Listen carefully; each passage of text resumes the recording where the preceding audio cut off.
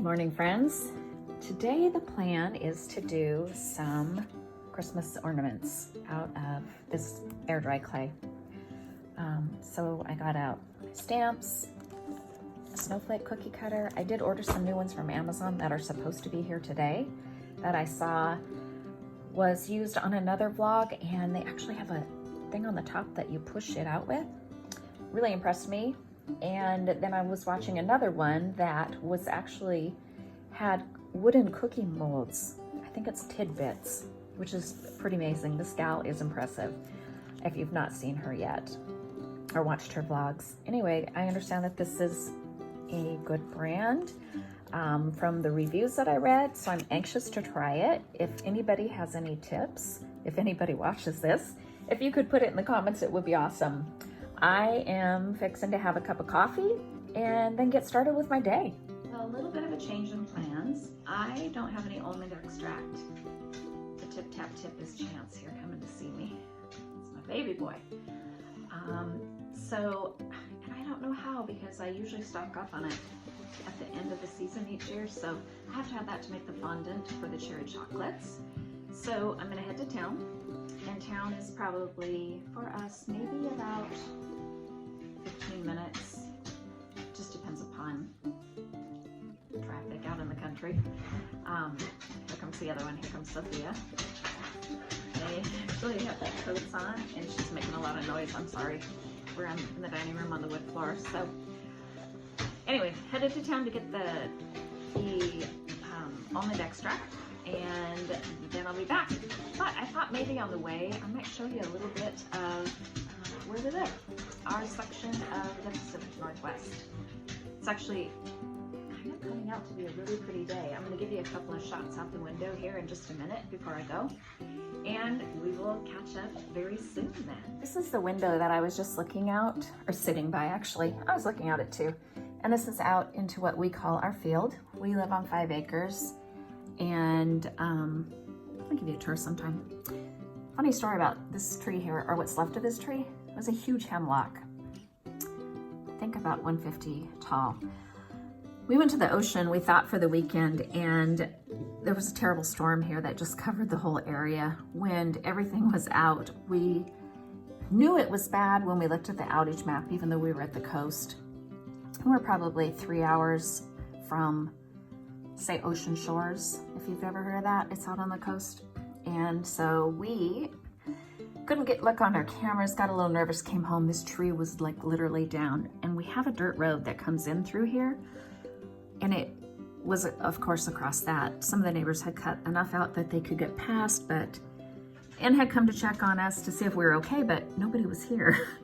Anyway, so we come home to that. Thankfully, my husband clears land for a living and has equipment, and brought a piece of equipment in.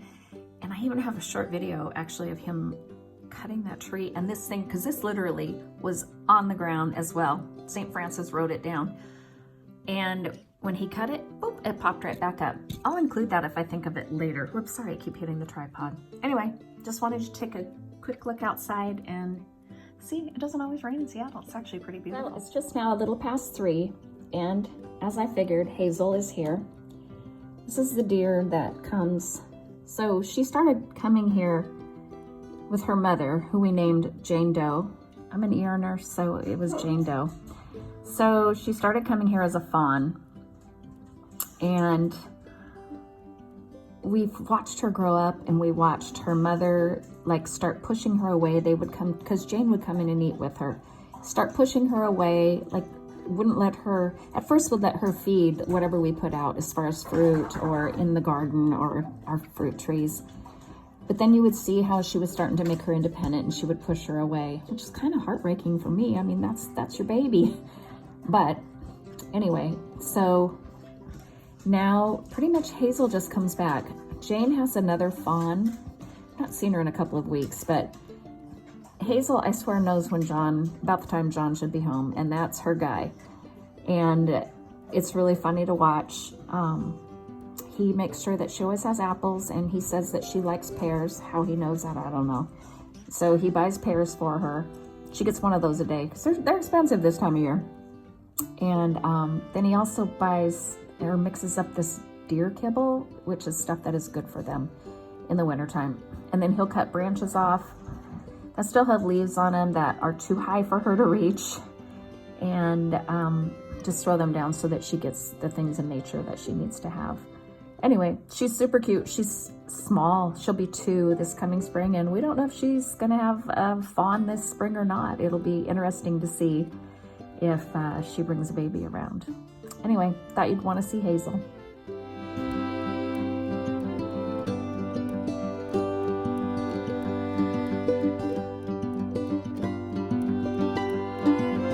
Okay, well, I finally got the almond extract. Literally, it took me 2 trips in the store. I put it in my cart the first time.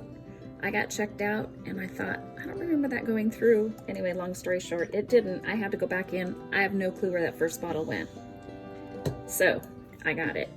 Anyway, I'm making the fondant for the chocolate covered cherries. This is one of my husband's very favorites. It is a bit fiddly and time consuming, but he loves them, and so I make them for him every year. It's an old recipe.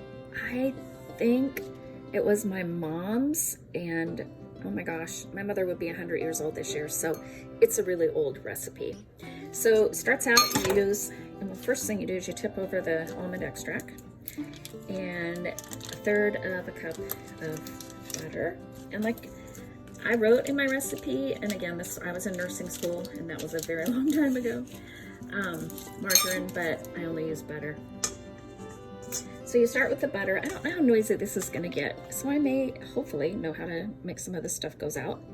I just wanna get the butter just a tiny bit rolled around in there. And then I'm gonna put in the marshmallow cream, salt, almond extract, get it all together. One of the things I think I said in yesterday's vlog, or whatever I'm doing, whatever it is, one of the things I always do, and I already have my tea kettle water really hot, is, because it takes so long for my water to get hot in my sink. We have a fairly large home, and for some reason it's a long ways. So I just stick it in my hot tea kettle, and to me it's like, it just comes out so easy to, and doesn't make such a sticky, it'll probably prove me wrong this time, but literally that hot spoon, I mean, it just scoops it out. Just like when I do, and you guys probably know this, so whenever I measure shortening, lard, whatever, I still use it for pie crust because I think it makes the best. I always put it into a metal measuring cup, because then in order to get it out and cleanly get out, you know, you have it in the metal cup, stick a knife in it, upside down under your hot water, and it melts it to where it just like comes out clean and there's nothing left in it. So I think it's pretty slick. Almond extract, it's, you know, it's a teaspoon. I do a really kind of a healthy teaspoon because I think it gives it that nice, I don't know, and a little bit for good luck, you know, a little over the shoulder. Dash of salt. I use mostly sea salt. I just like, I don't know why, I just do, I like it. I do some Himalayan, but there's a dash, a little bit over the shoulder. And mix this up, and then I start putting in the powdered sugar. Now the powdered sugar is 4 cups. So it can take a little bit to get it mixed in. It's really, really sticky stuff. So I put it in the refrigerator overnight. You won't see these being rolled until the following day's video, which this will go out either tonight or in the morning. So what does that make it, about Thursday? I don't know, lost track of days. Today's Wednesday. Maybe you'll see it Friday. When I roll them, I make sure that my hands are I actually butter my hands when I roll this stuff, because you have to form it around the cherry. And then I pop it in the freezer quick before I dip them. But I don't know if you can see inside. I'm trying to look at it. Yeah, you can see in it. It gets really gooey, sticky. So start using powdered sugar. And like I said, it's 4 cups. And the almond smell right now is so amazing.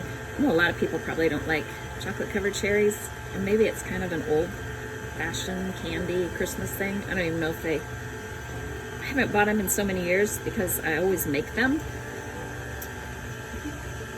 But there's one cup. I just kind of slowly put it in. And thank God for the KitchenAids, right? I have had this so many years, I can't even tell you. I would love to get one of the big ones, but this one just keeps going. Thank God.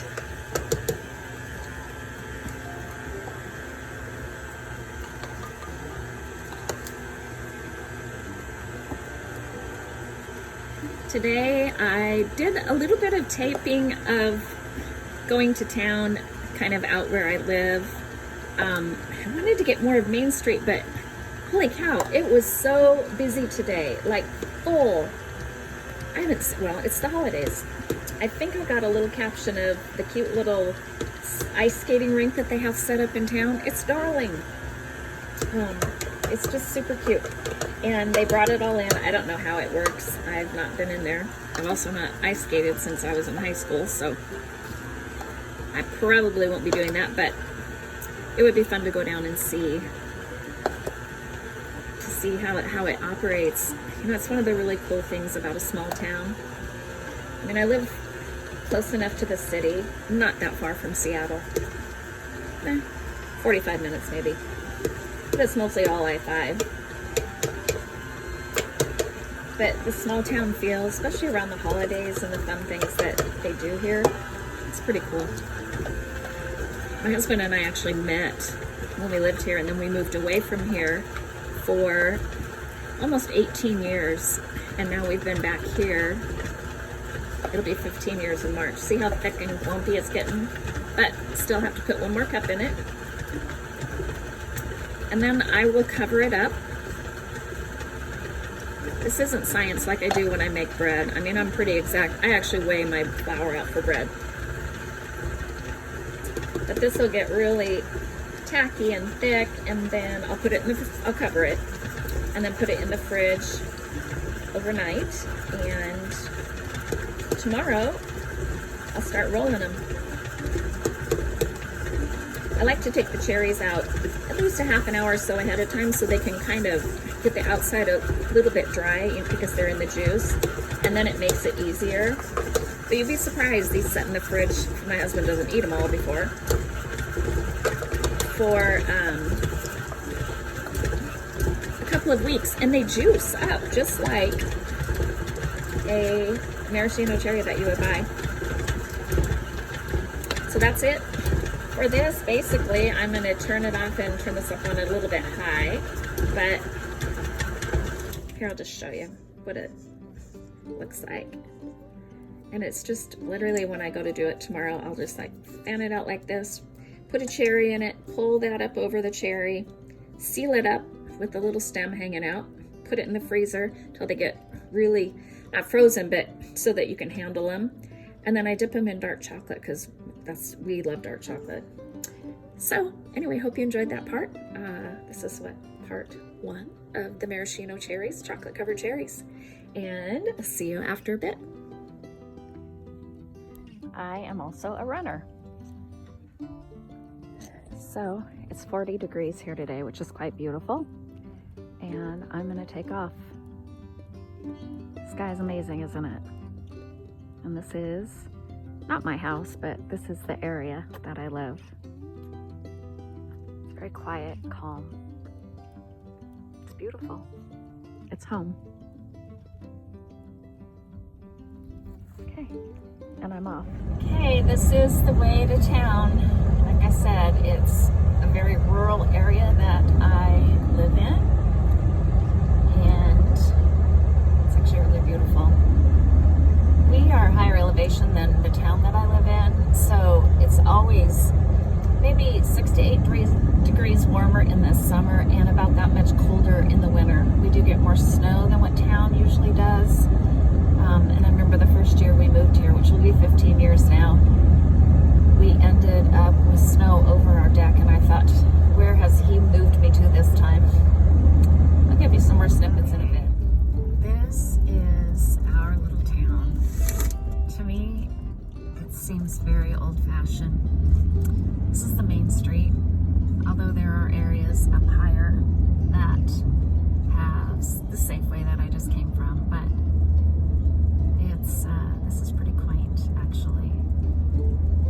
this year they put in a skating rink. The old theater. They put in a skating rink over here. See if I can. There it is right there. That white thing, which is kind of cool. Ice skating for the winter time. And anyway, it's just, I may have to stop it anytime. Okay, so getting ready for dinner here, and you guys aren't even gonna believe this, but I've not met John yet. He's dancing over there.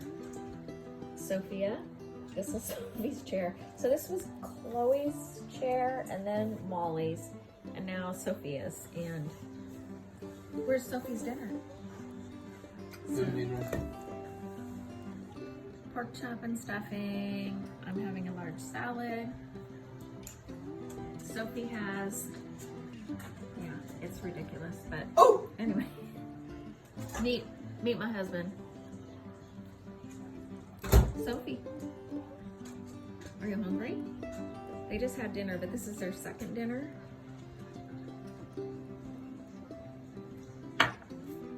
And he'll feed her.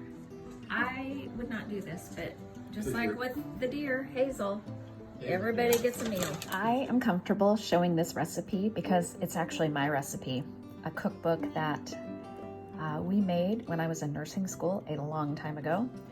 Anyway, I am going to get going on the fondant and put it in the refrigerator so it gets chilly. My husband absolutely loves these. You can probably tell already if you watched the first one that he has a sweet tooth like no other. So I'm gonna get going on this, and I actually don't use margarine, I use butter. And if you want me to print, or if anybody sees this and wants a copy of it, like screenshot and put down in the description, I'm happy to do it. Anyway, they're super good. They're easy. They need to be in the refrigerator a couple of weeks to really juice and get that fondant actually turns to a liquid. And they're really pretty. So I'll kind of take you through that today as well. This is the clip I was telling you about where John was cutting the tree and it flipped back up into place so we could still use it to put our light on. Thank you for watching my little bit of Vlogmas. See you tomorrow for the rest of the cherry chocolates.